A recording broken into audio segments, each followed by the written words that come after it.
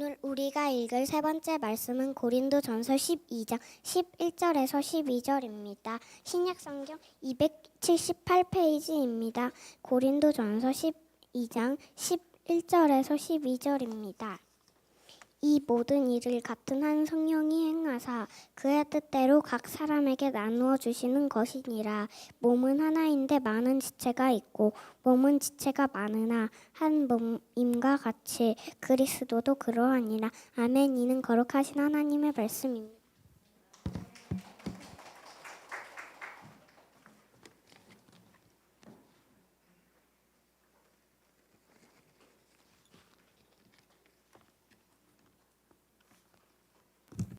잘했습니다. 네, 우리 2022년 우리 10월 둘째 주 우리 주일 예배에 나오신 우리 성도 여러분을 환영하고 또 축복합니다. 오늘도 은혜와 도전이 있는 귀한 시간 되시기를 소망합니다. 어제는 저희가 진위천으로 야유회를 다녀왔습니다. 네, 하루 동안 우리 교회 식구들과 함께 있으면서 새롭게 제가 깨달은 사실은 참 잘 노르신다라는 사실을 깨달았습니다. 이렇게 교제하고 노는 걸 좋아하시는데 제가 너무 공부만 시킨 게 아닌가? 이런 좀 약간의 죄송함이 있었습니다. 오늘 안 오셨네요. 어저께 한재구 집사님이 그러시더라고요. 목사님, 우리 다다음 주에도 또 오죠? 그러시더라고요. 제가 그럼요. 그냥 그러고 가만히 있었어요. 그랬더니 뭔가 미심쩍으셨는지 또 다시 오시더니 목사님 다음 달에도 또 오죠. 그래서 다음 달에도 조금 춥겠지만 좋죠. 그랬죠? 그랬더니 조금 또 뭔가 좀 석연치 않으셨는지 다시 오시더니 목사님 내년 10월에도 다시 올 거죠? 그래서 예, 그럼요. 자주 나오겠습니다라고 약속을 드렸습니다. 아마도 너무 좋으셨나 봅니다. 우리 자주 나가도록 하죠. 네, 시간을 같이 보내고 식사를 같이 하고 매주 함께 예배하는 우리들을 뭐라고 부르냐면 공동체라고 부릅니다. 이 공동체는 저절로 만들어지는 것이 아니라 우리 식구들의 수고와 노력이 기본이 됩니다. 네. 어제도 많은 분들이 수고해 주셨는데요. 너무 감사드리고 오늘 고린도 교회 역시 공동체였습니다. 그리고 이 공동체를 만들고 유지하는데 수고와 노력이 필요했던 것이죠. 왜냐하면 이 특별한 공동체는 이 안에 사건이 끊이지 않았기 때문입니다. 우선 이 고린도라는 도시는 물질적으로 매우 부유한 도시였고요. 또 종교적으로는 매우 다원적이었고 또 도덕적으로는 매우 문란했던 도시였습니다. 현재 우리가 살고 있는 현대의 도시와 가장 비슷한 도시라고 볼 수 있습니다. 여기에 사도 바울이 교회를 세웠습니다. 그리고 1년 6개월을 머무면서 되게 오랜 기간을 가르쳤거든요. 말씀을 가르치고 또 교회를 든든하게 세웠습니다. 그리고 다 문제가 끝날 줄 알았는데 어느 날 고린도 교회에 문제가 생겼다는 소식을 듣습니다. 사람들이 파당을 지어서 싸웠습니다. 또 교회 안에 성적인 문제가 생겼습니다. 또 결혼, 이혼, 부부 생활 등의 가정 문제뿐만 아니라 우상의 제물, 또 성찬, 은사, 종말들의 문제에 대해서 듣게 됩니다.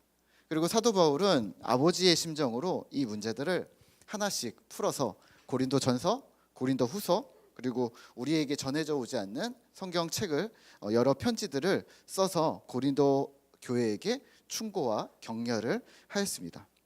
때문에 오늘날 우리가 고린도 전후서를 읽으실 때 우리 교회들에게 주는 실제 신앙 지침들, 어떤 사안에 대한 가이드를 줄 수 있겠구나, 이런 생각들을 하시면서 읽으시면 좋을 듯합니다. 특별히 오늘은 우리가 12장을 읽었습니다. 실은 11장에서 14장까지를 한 묶음으로 읽어주시면 좋을 것 같습니다. 왜냐하면 11장부터는 공동체 예배에서의 제기되었던 문제들, 그리고 그것에 대한 해결점들을 얘기해주고 있기 때문입니다. 오늘은 세 가지 이슈를 간단하게 볼 건데요. 첫 번째는 11장 앞부분에서는 예배 때 여성의 머리에 수건을 쓰는 것에 대한 이야기를 합니다. 그리스도 안에서 남자와 여자가 평등하다라는 사실을 기독교 안에서 교회 안에서 처음 받아들이게 된 겁니다. 그리고 이 자유로워진 복음을 들은 교회 내의 일부 여성 지도자들이 머리에 수건을 벗기로 합니다. 현재 카톨릭이나 이슬람에서 쓰는 히잡 이런 것들을 생각하시면 될 것 같은데요. 바울은 이렇게 얘기합니다. 평등한 것 맞고 자유한 것 맞다. 하지만 지금 수건으로 싸울 필요는 없지 않겠니? 평등의 문제가 아니겠니? 라고 이야기를 하면서 머리에 놓여진 수건을 벗냐 쓰냐라고 싸우지 말고 교회 안에서 너희들이 그대로 쓰고 있으면서도 지도자가 되고 예배 인도자를 여성들이 하면서 교회는 기독교는 교회 공동체는 여성이 리더가 될 수 있어 하는 그러한 평등을 실현하라라고 이야기를 하고 있습니다. 두 번째는 성찬에 대한 이야기를 합니다. 우리도 매월 첫째 주에 우리가 성찬 예식을 하는데요. 그 당시 성찬은 자신이 먹을 수 있는 것들을 자신이 먹을 것을 직접 가져올 수 있었다고 합니다. 그러니까 교회에서 차려주는 것 외에도 본인이 더 챙겨와서 먹을 수가 있었는데요. 부유한 사람들은 어땠겠어요? 포도주와 빵을 많이 가져왔겠죠. 그러니까 여기는 벌써 가난한 사람들은 벌써 먹고 끝났는데 여기는 지금 잔치상이 벌어진 겁니다. 그래서 여기서는 한참을 먹었습니다. 문제는 뭐냐면 나눠 먹지 않았다는 겁니다. 신분의 차이도 있었고 계급의 차이도 있었기 때문에 너네는 너네, 우리는 우리 하면서 따로 나눠서 따로 자기들끼리 먹었다는 거죠. 또 문제는 뭐냐면 시간이 넉넉했던 주인들은 뭐 예배 시간 1시간, 2시간 전에 와서 쉽게 와가지고 거기서 먹고 마시고 또 많이 먹다 보니까 포도주에 취하고 또 교회에서 준비하는 것까지 다 먹어버릴 때도 있었습니다. 당연히 일을 끝내고 해야 할 일들을 끝내고 달려온 노비들은 먹을 것이 없을 때가 있었던 거죠. 그렇게 나누지 않았고 남기지 않았습니다. 사도 바울이 이 부유한 자들에게, 주인들에게 이렇게 얘기합니다. 너희가 먹고 마실 집이 없느냐? 그래서 지금 교회에 와서 먹고 있는 거냐? 가난한 자들을 일부러 부끄럽게 만들려고 그러는 것이냐? 라는 이야기를 합니다. 그러면서 이렇게 얘기합니다. 누구든지 주의 떡이나 잔을 합당하지 않게 먹고 마시는 자는 죄를 짓는 것이다. 부자들은 이렇게 생각한 거죠. 내가 가져온 떡이니까, 내가 가져온 포도주니까 내 거야 라고 이야기하는데 사도 바울은 지금 다르게 얘기합니다. 너희가 가져온 것이 주의 떡이나 주의 잔이라는 것을 왜 알지 못하느냐. 성찬을 왜 하는가? 진실로 우리가 십자가로 하나된 공동체라는 것을 고백하고 있는 중인가? 아니면 단지 너의 것을 네가 즐기고 있는가? 라고 질문합니다. 세 번째는 영적 은사입니다. 보통 고린도전서 12장과 14장은 성령의 은사를 우리에게 알려준다라고 우리에게 알려주고 설명해 주는 성경 구절이라고 우리는 생각합니다. 그래서 예언은 뭐지? 뭐 병 고치는 은사는 뭐지? 지식의 말씀은 뭐지? 우리가 이렇게 공부를 하는데요. 자세히 보시면 12장과 14장을 자세히 보면 은사에 대해서 설명하지 않고요. 은사 때문에 일어난 문제들에 대해서 이야기를 합니다. 당시 교회 안에서 통용되었던 은사로 어떤 문제들이 일어났어요? 라는 이야기를 지금 하고 있고 그걸 어떻게 해결해야 하는지에 주력합니다. 그러니까 은사도 문제가 생길 수 있다는 말입니다. 우선 은사는 한 가지 목적을 위해서 존재합니다. 그리스도의 몸을 세움입니다. 다시 말하면 그리스도의 몸된 교회 공동체를 세움입니다. 은사가 있냐 없냐 그게 뭐냐가 중요한 것이 아니라 그리스도의 몸인 교회 공동체를 세움이 너희들에게 있는가가 포인트입니다. 그런데 이런 일들이 있었습니다. 자신에게 주어진 은사를 나는 특별해, 특권으로 이해했습니다. 자신의 재능이나 능력과 같이 자랑하고 내세웠습니다. 이건 내 거야. 너희는 없지? 이건 내 거야. 심지어는 이 은사들의 순서를 정했습니다. 말씀이 1순위다. 아니야. 방언이 1순위야. 아니야. 예언이 1순위야. 아니야. 통변이나 병고침이 1순위야. 뭐 이런 이야기들로 막 그 당시에 싸웠다는 겁니다. 실제로 그 당시에는 사도 바울 당시에는 방언을 많이 쳐주었답니다. 네, 우리가 영화 300이나 이런 데를 보시면 막 무아지경으로 들어간 것들 있잖아요. 그런 것들을 보면서 성령을 체험하면서 무아지경으로 들어간 그 겉의 모습을 신령한 세계로 들어간 증표로 간주해 주었던 거죠. 교회 공동체 안에서 말이죠. 다시 보면 이렇습니다. 성경이 1순위가 아니었던 거죠. 더욱이 야기된 문제는 뭐냐면 그래 순서까지는 이게 서열 정리로 끝나지 않았다는 겁니다. 오늘 12장 21절인데요. 제가 읽겠습니다. 눈이 손더러 내가 너를 쓸데없다 하거나 또한 머리가 발더러 내가 너를 쓸데가 없다 하지 못하리라. 아멘. 왜 이 구절이 들어가 있을까요? 실제로 너는 우리 공동체에 필요가 없어 라고 말을 했기 때문입니다. 쓸데없다는 말은 원문을 그대로 옮기면 내가 너를 필요로 하지 않아, 우리 공동체가 너를 필요로 하지 않아 라는 말입니다. 이 중동 지역의 전통적인 문화에서는요, 발과 신발은 말할 수 없이 더러운 것으로 간주했고요. 그리고 우리가 뭐 인도나 뭐 이런 거 생각하는 것처럼 오른손은 아주 정결하고 존귀했고 왼손은 상대적으로 비천한 지체라고 생각을 했습니다.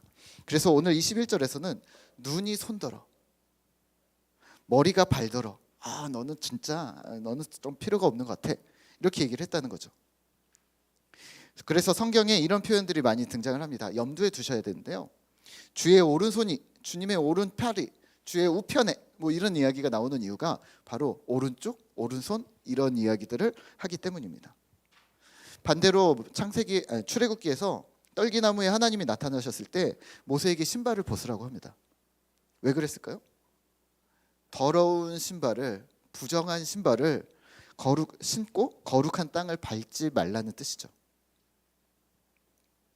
성경의 시편에는요, 이스라엘과 에돔이 원수였는데요, 이렇게도 얘기합니다. 시편에 에돔에 내 신발을 던질 것이다 라는 표현이 있는데요, 이 말은 아주 모욕적인 언사였던 거죠.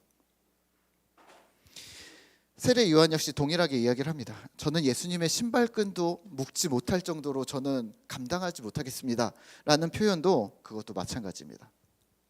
이것이 오늘날 현세에도 이어지는데요, 2021년에 이집트에서 대통령을 거부한다 하는 어떤 시위를 하고 있었는데 시위하던 군중들이 대통령을 거부한다는 의미로 자신의 신발을 벗어서 이렇게 들어 올렸습니다. 나는 당신을 부정합니다 라는 뜻이었던 거죠. 사실 우리의 신체에 그게 가능할까요? 어떤 특정 부분이 부정하거나 열등하거나 라고 생각하는 것은 사실 말이 안 됩니다. 순서를 매길 수도 없죠. 교회도 마찬가지입니다. 한 성도가 다른 성도를 향해 너는 우리 교회에 필요 없어 라고 말할 수 없습니다. 그래서 사도 바울은 이렇게 말합니다. 14장에서 이렇게 얘기합니다. 바울이 방언이 최고가 아니다. 알아들을 수 없는 5만 마디 말보다 방언보다 차라리 알아들을 수 있는 한국말 5마디가 더 중요하다. 이렇게 얘기를 합니다. 또 이렇게 얘기합니다. 아니 진짜 중요한 건 13장입니다. 너희에게 사랑이 있는가? 사랑으로 그리스도의 공동체를 세울 마음이 있는가? 사랑이 없으면 우선 넌 뭐든 자격이 없어. 이 이야기를 하고 있는 겁니다. 내가 천사의 말과 사람의 방언을 할지라도 사랑이 없으면 목적을 잃으면 소리나는 구리와 울리는 꽹과리가 되고 소용이 없다는 말입니다. 마치 이런 거죠. 축구 경기장에 빨간 팀과 파란 팀이 막 축구를 하고 있는데 유니폼을 안 입은 사람이 딱 들어온 겁니다. 아무리 그 사람이 축구를 잘해도 팀이 없는데 방향이 없는데 혼자서 무엇을 할까요? 경기를 할 수 있을까요? 거기서 내 축구 실력을 뽐낼까요? 혼자 와서 할 수 있는 건 아무것도 없다는 거죠. 우선은 결격입니다. 공동체 안에 개인에게 주어진 은사는 원칙이 있습니다. 공동체의 덕을 세우기 위해서입니다. 고린도전서 10장 23절에서 24절인데요. 제가 한번 읽겠습니다. 모든 것이 가하나 모든 것이 유익한 것은 아니요 모든 것이 가하나 모든 것이 덕을 세우는 것은 아니니 누구든지 자기의 유익을 구하지 말고 남의 유익을 구하라. 아멘. 11장 12장에서 계속 그래서 살피고 있는 부분이 바로 이겁니다. 공동체 안에서 내가 아니라 다른 사람의 유익입니다. 내가 중심이 아니라 하나님이 중심입니다. 다시 한번 정리하고 짚어드릴까요? 여성의 머리에 수건을 씌우는 문제는 교회 공동체 내에 남성과 여성의 차별이 포인트였습니다. 무분별한 성찬 예식은 교회 공동체 안에서 부유한 자와 가난한 자, 주인과 노예의 차별이 어쩔 수 없어라고 하면서 관망했던 교회 공동체의 문제를 이야기합니다. 심지어는 성령의 은사로 교회 공동체 내에 차별을 두는 것이 당연하다라는 식으로 교회는 말해왔습니다. 이런 차별들이, 이런 차별과 차등이 우리 안에 존재하는 것이 과연 괜찮을까요? 저는 성경 공부할 때 이 은사 얘기를 일부러 한 번씩 다룹니다. 모르는 척하고 한 번씩 하는데요. 저는 방언을 못 받았다고 일부러 얘기합니다. 저는 목사인데요, 방언을 못 받았어요.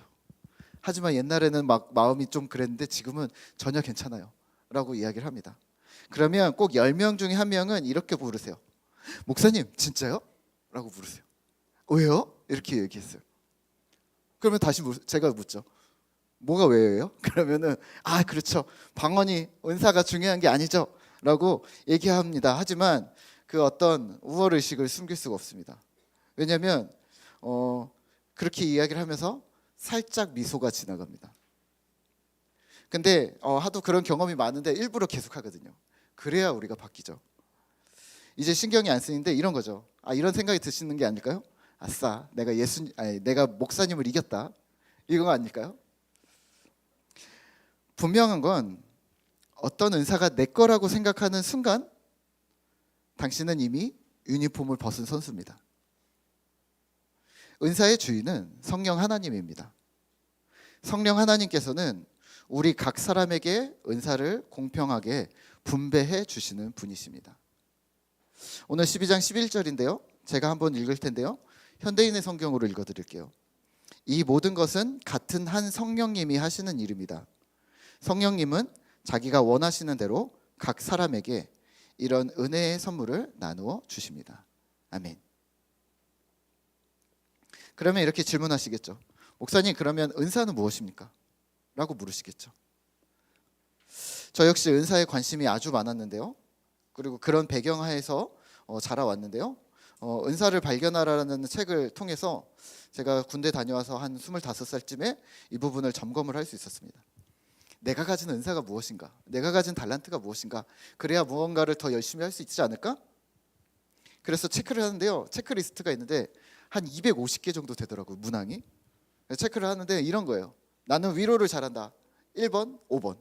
나는 잘 가르친다. 1번, 5번. 나는 잘 섬긴다. 잘한다. 5번, 못한다. 1번. 나는 사람 만나는 걸 좋아한다. 1번, 5번. 나는 찬양을 좋아한다. 1번, 5번. 나는 율동을 좋아한다. 1번, 5번. 지금 내가 뭐 하고 있는 거지? 지금 내가 생각하는 은사는 이게 아닌데? 당신은 말씀을, 어떤 은혜를, 어디서 은혜를 받았습니까? 언제 은혜를, 이런 게 아니라 1번, 5번, 1번. 보니까 이런 거예요. 은사는 모든 게 은사다. 내가 잘하고, 내가 좋아하고, 내가 행복해하는 그것이 은사다. 다만 무슨 얘기하냐면 내게 어떤 은사가 있는지는 직접 해봐야 안다 라는 게 결론이었습니다. 가르치는 은사가 있는지는 가르쳐봐야 한다. 위로를 잘하는지 못하는지는 위로를 해봐야 한다. 사람을 만나는 것을 좋아하는지 싫어하는지는 사람을 만나봐야 한다. 은사는 머리로 계산하는 게 하거나 혹은 기도로 얻어내거나 하는 게 아니라는 거예요. 그러면 오늘 우리가 읽은 본문을 2000년이 지난 오늘 다시 써본다면, 2000년이 지난 오늘 다시 써본다면 이렇게 써볼 수 있지 않을까요? 12장 8절부터입니다. 8절에 보면요, 성령으로 말미암아 지혜의 말씀을, 어떤 사람에게는 같은 성령을 따라 지식의 말씀을, 9절에서는 믿음을, 어떤 사람에게는 병 고치는 은사를, 10절에서는 능력 행함을, 예언을, 영들 분별함을, 각종 방언 말함을, 어떤 사람은 통역을. 그런데요, 이 10절에다가 더 보충하면 이렇습니다. 꿈터 공동체의 어떤 사람에게는 개그 담당을, 어떤 사람은 파김치나 된장찌개 같은 요리하는 능력을, 어떤 사람에게는 아이와 놀아줄 수 있는 넓은 마음을, 어떤 사람은 사진 찍기를, 어떤 사람은 고기 굽기를, 어떤 사람은 맛있게 먹는 능력, 또 칭찬과 격려하는 능력, 어떤 사람은 장보기를 잘하고, 어떤 사람은 청소를 잘하고, 정리를 잘하고, 운전을 잘하고, 손님 접대를, 환대를 잘하고, 이런 것들을, 이런 능력을 주께서 주시나니 이게 은사입니다. 2000년 전에 있었던 은사들을 자꾸 사모하지 마세요. 2000년 전에 있었던 것들이 지금 이루어져야 된다고 강박관념 갖지 마세요. 지금 여전히 존재하셔야 되는 것은 하나님뿐입니다. 예수님뿐입니다.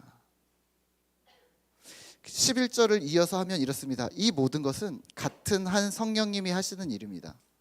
성령님은 자기가 원하시는 대로 각 사람에게 이런 은혜의 선물을 나누어 주십니다. 옥스퍼드 주석에서는 이렇게 얘기합니다. 지혜의 영이신 성령께서는 각 사람에게 합당한 은사를 나누어 주시는데, 이 합당한이란 단어는 개개인 그리스도인이 지닌 체질, 성격, 나이, 신분, 여타의 특성들을 따라서 예수님께서, 성령께서 나눠주신다는 겁니다. 그러니까 이런 거죠. 너는 목소리가 크니까 오락부장 해야 되겠다, 맡겨주시는 거죠. 너는 다리가 기니까 체육부장 해야겠다, 맡겨주시는 거죠.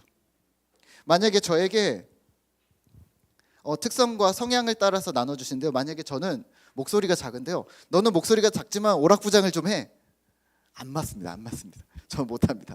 네. 저는 또 사진을 잘 못 찍습니다. 옛날에 잘 찍었는데 자꾸 못 찍는다고 그러니까 못 찍는 것 같은데, 저는 집에서는 고기 열심히 굽는데 네, 딱히 막 이렇게 뛰어나거나 그렇지도 않아요. 네. 그리고 또 다른 사람을 칭찬하거나 뭐 이런 것들을 잘 못합니다. 환대 이런 것도 좀 약합니다. 그걸 잘하시는 우리 공동체에 여러분들이 있어서 참 다행입니다. 우리가 합쳐져서 한 몸이 되었거든요. 혹시 이런 분들은 없으시겠죠? 우리 교회에서 저 사람이랑 나랑 캐릭터가 겹치는데 내 인기를 좀 뺏기겠는데? 이런 생각들을 안 하세요? 저희 교회에도 그 있습니다. 저희 교회 귀염둥이 캐릭터를 이삭이가 하고 있었는데 어느 날 지한이가 왔습니다. 생각을 해보세요. 엄마 아빠 입장에서, 어른 입장에서 둘이 만약에 싸운다고 생각을 해보세요. 내가 귀여워, 네가 더 귀여워, 뭐 이렇게 싸운다고 생각을 해요. 이게 말이 되겠어요? 그냥 애들끼리 더 귀여운 짓을 하고 있네, 이렇게 생각되지 않겠어요? 네. 캐릭터가 겹치니까 서로 질투할까요? 아니요. 알면 알수록 둘이 너무 달라요. 그런데 인간의 언어로 표현할 수 있는 게 단어가 귀엽다 뿐인 거죠.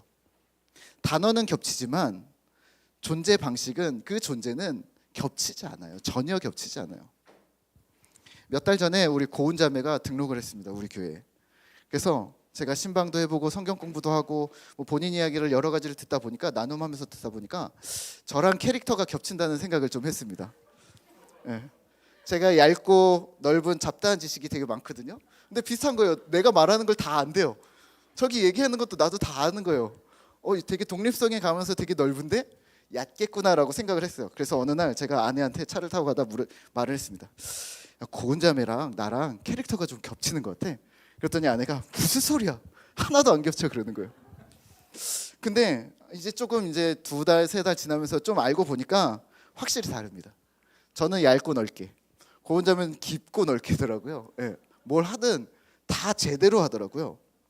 뭐 요리도 제대로 하고, 운동도 뭐 등산을 완전히 막 그걸로 했었고, 뭐 키즈 액티브 지난번에 쿠키를 한번 시켜야겠다, 이런 영역이 넓은 사람들은 시킬 게 많겠다 그랬는데 시켰는데 제대로 이거 기구들을 막 가져와가지고 막 굽고 있는데, 저도 그날 처음 알았습니다. 쿠키는 찍어서 만드는 거랑 반죽해서 만드는 거 맞나요? 이렇게 두 가지를 만든다는 거, 짜서 만드는, 찍어서 만드는 거, 짜서, 이런 게 나는 처음 알았습니다. 전문으로 하는구나. 무슨 말을 하냐면은 캐릭터가 겹쳐도 같을 수가 없습니다. 공동체의 나의 한 몸인 신자 서로가 경쟁 구도나 서열 관계가 성립되지가 않는다는 말입니다. 존재 자체가 다른데요. 쿠키를 누가 잘 만들어? 당연히 고은 자매가 잘 만들죠. 그러면 누가 더 뛰어난 사람이야? 그걸 어떻게 말하죠? 누가 더 귀여워? 이삭이가 귀여워? 지한이가 귀여워? 둘 다 귀엽죠? 그럼 누가 더 뛰어난 사람이야? 누가 더 뛰어난 사람이야? 그거는 좀 말이 안 되지 않나요? 이렇게 신자 개인에게 주어진 은사는 주인이 있습니다. 12장 4절입니다. 제가 함께 읽을까요? 12장 4절입니다. 은사는 여러 가지나 성령은 같고 직분은 여러 가지나 주는 같으며 또 사역은 여러 가지나 모든 것을 모든 사람 가운데서 이루시는 하나님은 같으니 각 사람에게 성령을 나타내심은 유익하게 하려 하심이라. 아멘. 성령은 같고 주님도 같고 하나님도 같습니다. 성령을 왜 주셨다고요? 유익하게 하려고. 누구의 유익이요? 개인의 유익이요? 아니요. 공동체의 유익입니다. 공동체는 개개인의 은사로 더욱 든든하게 세워질 것입니다. 그러면 공동체는 이런 은사로만 세워지는 걸까요? 이런 은사만 가득하면 우리는 어쩌면 사교 모임 혹은 친교 모임에 머무를 수도 있습니다. 성격 좋고 재밌고 가족 같고 너무 중요하죠. 하지만 한 가지가 더 필요합니다. 비전입니다. 시간이 지나면서 공동체가 성장을 해야 되는데요. 그게 몸집만 커져서는 안 됩니다. 철이 들어야 합니다. 나와 우리 공동체가 이 땅에서 어떤 사명을 감당해야 하는지 깨닫고 그 꿈을 함께 이루어가는 것이 바로 공동체입니다. 사람들을 만나면 사람들은 이런 이야기를 합니다. 자신의 꿈 이야기를 합니다. 나는 이렇게 되고 싶고 나는 이게 목표고, 하지만 자신의 교회 공동체 안에서 꿈을 꾸는 사람들은 우리가 거의 만나지 못합니다. 이것은 되게 안타까운 일입니다. 왜냐하면 공동체는 꿈을 꾸는 곳이기 때문입니다. 약점을 보완해서 무엇을 하시겠어요? 꿈을 꾸기 때문입니다. 저 역시 제가 활동했던 공동체가 있는데요. 그곳에서 저도 많은 꿈을 꿀 수가 있었습니다. 전혀 관심이 없었던 기독교 교육이라는 이야기를 들으면서 교회 공동체의 비전이 저에게 다음 세대에 대한 시야를 열어준 경우가 있었습니다. 또 전혀 관심 없었던 노숙자, 무료 급식소, 쉼터 이런 비전들을 들으면서 내 생활비의 5%를 줄여서 헌신하라는 어떤 독려를 받으면서 그 사람들이 누군데? 왜 내 재정을 그 사람들에게 써야 되는데?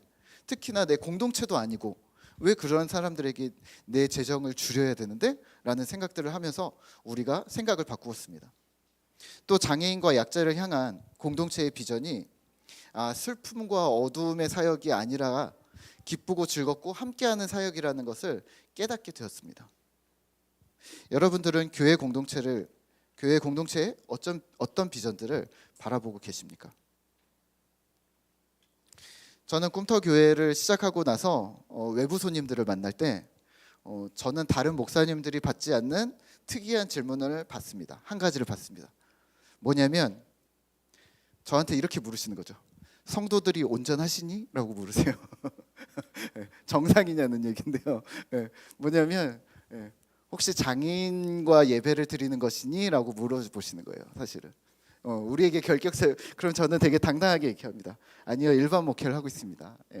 전문 목회를 하고 있냐? 전문 사역을 하고 있냐? 이렇게 물어보시는 건데요. 일반 목회를 하고 있습니다. 라고 묻습니다. 아마도 이런 질문이 저에게만 가능한 이유는 저의 성향, 신분, 또 특징들을 고려한 질문이겠죠. 지난주에 어떤 목사님과 함께 통화를 하는데 제 선배 목사님이신데 그러시더라고요. 나는 네가 개척을 할 줄 몰랐어. 그러시는 거예요. 왜요? 그랬더니 너는 아마 기관이나 이런 데 가서 어떤 특별한 사역들을 더 할 줄 알았어 라고 얘기를 하시는 거예요. 그래서 하나님이 인도하셨죠 라고 말씀을 드렸죠. 아마 많은 사람들이 저를 보며 너에게는 그런 특질들이 있어? 혹은 너에게는 그런 달란트가 있어? 너에게는 그런 은사가 있어? 라고 얘기하시고 계신다면 하나님도 저를 보면서 그런 생각들을 하시지 않을까요? 그렇다면 우리 꿈터 공동체는 약자와 소외된 자를 아마도 외면하지 않을 가능성이 큽니다. 꿈터교회 비전 중에 우리 안팎의 변화를 도모하는 변혁 공동체라는 우리 말을 들어보신 적이 있으실 텐데요. 이겁니다. 안으로는 튼실한 신앙, 건강한 신앙을 세우는 것, 그리고 밖으로는 그 신앙의 에너지가 흘러갈 수 있도록 하는 것. 가정과 이웃을 섬기고 연약하고 소외된 자들을 세우고 아이들과 어르신, 또 남자든 여자든 또 몸이 건강하든 그렇지 않든 섬김을 꾸준히 흘려보내는 일들을 우리가 감당하게 되지 않을까요? 말씀을 맺겠습니다. 공동체를 세우는 일은 어쩌면 쉽습니다. 나에게 주어진 은사로 공동체를 섬길 수 있기 때문입니다. 그 은사는 한 몸인 우리가 서로의 약점을 보완하면서 주의 일들을 담당해 나갈 것입니다. 또 공동체는 꿈을 꾸는 곳입니다. 편안한 곳, 행복한 곳, 즐거운 곳이 되는 것 맞습니다. 하지만 비전과 사명을 따라 꿈을 꾸는 곳입니다. 내가 관심 갖지 않은 일이 궁금해지는 거죠. 내가 만나지 않아도 될 사람을 만나게 되는 거죠. 그곳에 기대가 있고 설렘이 생깁니다. 그게 사명입니다. 주께서 보여주시는 비전을 따라서 우리 각자의 은사로 주님을 섬기고 공동체를 섬기고 세상을 세우는 그러한 신실한 꿈터 공동체 되기를 소망합니다. 아멘. 우리 함께 오늘 함께 우리를 사용하소서 우리 함께 찬양하고 기도하도록 하겠습니다.